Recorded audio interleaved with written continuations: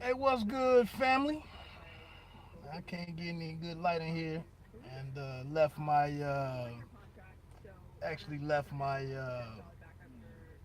gimbal thing at the crib today. Uh, didn't know if I was really coming to work because my back is killing me. But anyway, at 12 p.m. today, maybe an hour and a half ago, the announcement came out that we are getting Deontay Wilder defending his WBC belt against his mandatory opponent, Dominic Breazeale. Um, a couple different things clarified in the presser. If you listen to Stephen, I don't even know if I messed any of that up. I might have been talking in mute. Hopefully the microphone was picking that up. But I'm just giving some thoughts on Deontay Wilder and Dominic Breazeale and a movie called The Learning Tree. I'll get into that in the second part of this. But Stephen Espinosa, took the opportunity to clarify, or reiterate what Showtime's position is in boxing. He had been kind of quiet. You can dig into that for what you want to make of it. He defended his platform and where it stands and where it is expected to remain in boxing. Hit on some things about Wilder's popularity among all other professional athletes and boxers, based on some Google searches and things like that. So, I don't want to call it propaganda, but they're framing they're getting their messaging together. For those of us, that might be disappointed, obviously turning down the $100 million 3-fight deal, probably to make 5 to 10 million or whatever, maybe even, I don't know what the details are. None of us may know that until we get to fight night, whatever he's making for to face Breazeale.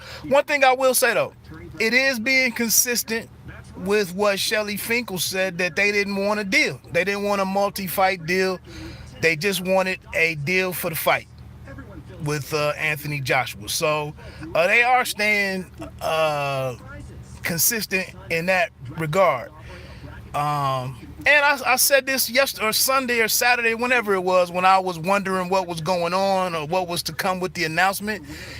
If he wants to remain in power, and make, like I said, making 50 grand in this example, making 50 grand on your own, being your own boss and calling your own shots, it might be better than to work for corporate America and making 150 or 200 grand. That I can't tell a man how he should value his time or his own, how he should evaluate his own worth.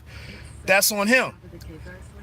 The one thing that's troubling for me, and I've alluded to this in other videos and my concern on some things, the one ugly part about this is that racism is often a part of or racial differences is used in the marketing and the promotion of fights, and usually that's when it's either Puerto Rican versus Mexican, black versus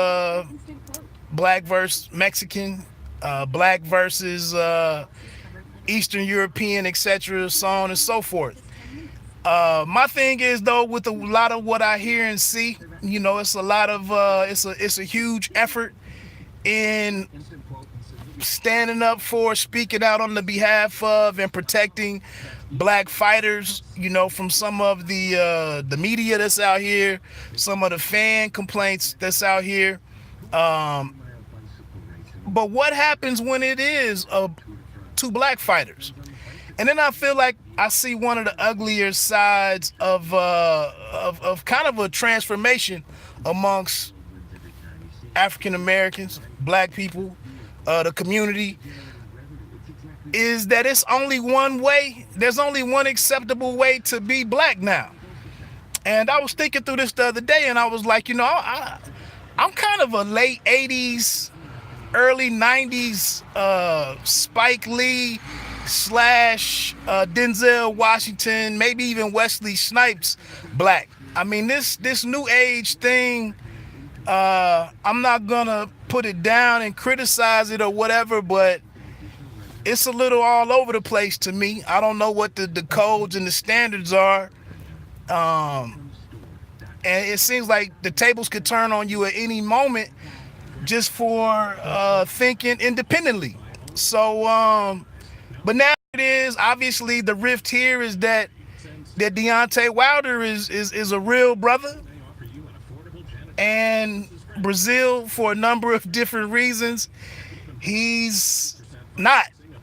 And we're gonna hear a lot of ugly things said. I guess depending on what your perspective is, you know, some is truth, some is untruth.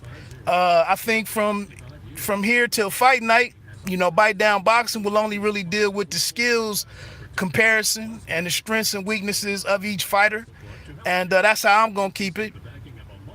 And obviously, I was in the chat during the on the PBC. I believe that was Boxing Champions.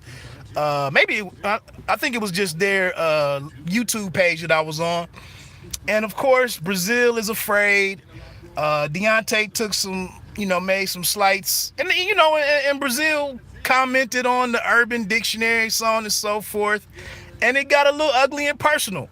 And I guess with this fight being a little disenchanting in terms of the matchup or the magnitude of the matchup, maybe we need these type. Maybe these below the belt comments are needed, you know, to make this thing more appealing and more popular.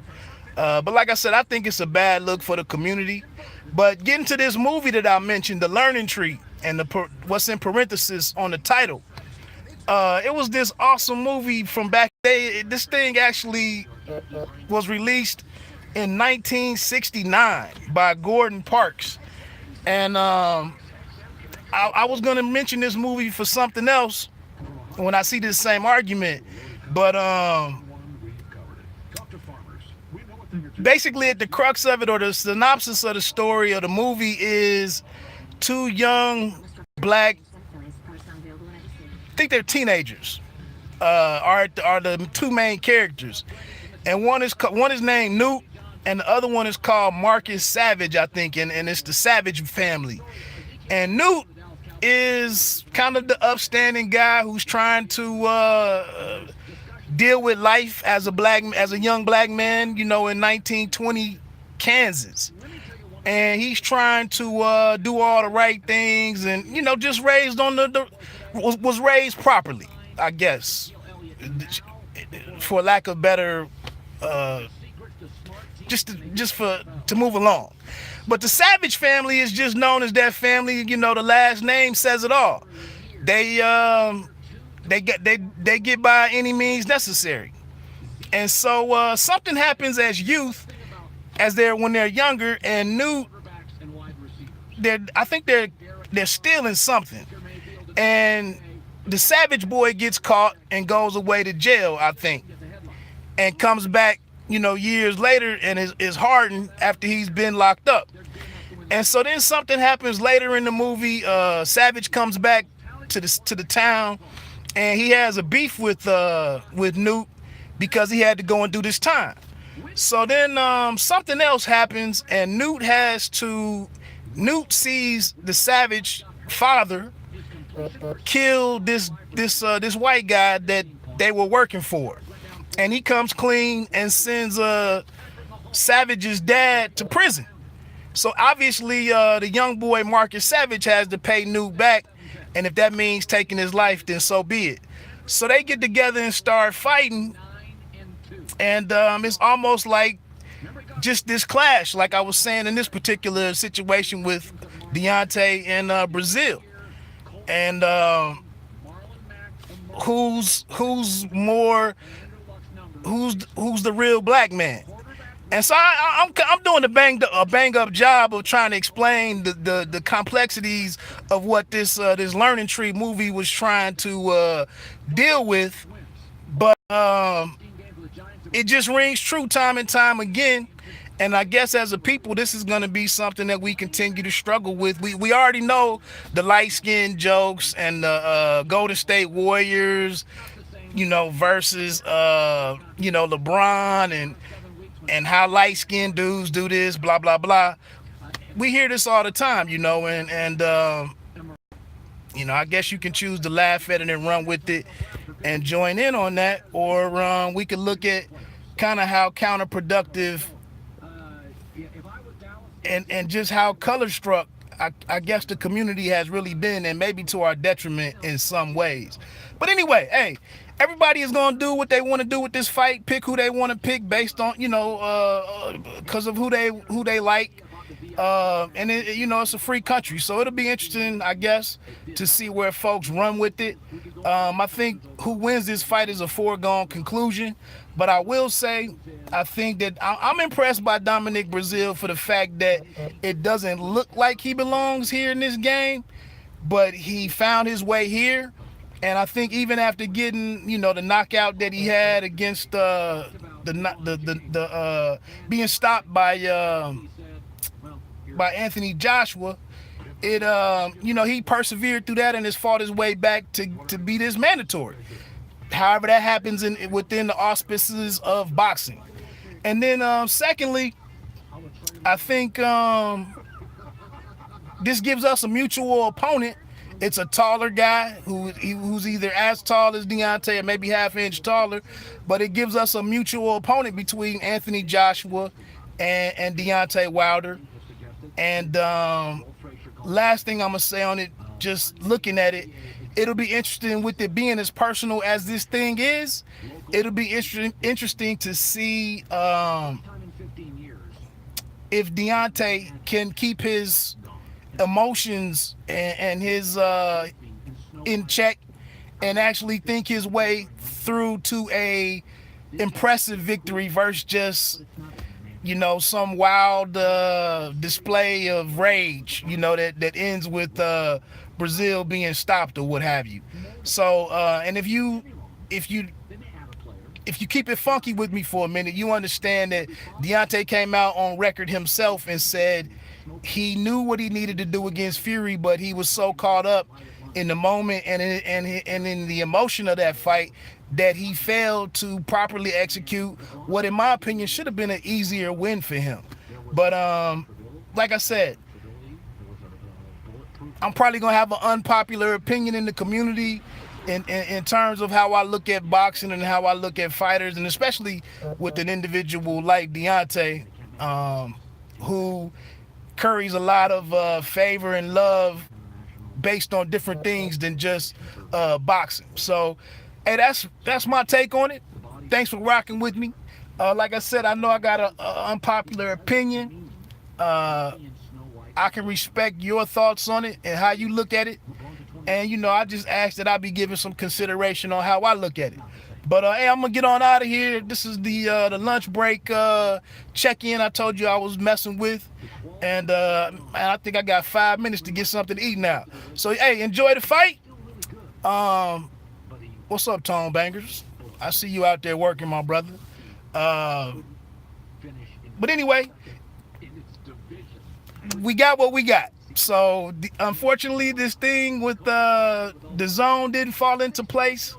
Like I said, I can't pat that brother's pockets for his decision making. We talk about loyalty, and he opted to stick with Showtime. They're bringing it to now. The one thing to consider, just because it's on Showtime, doesn't mean that we're not paying our $10.99 or whatever it is for our Showtime subscription. It's not like it's completely free. So that's that though. Hey, I'm gonna get on out of here.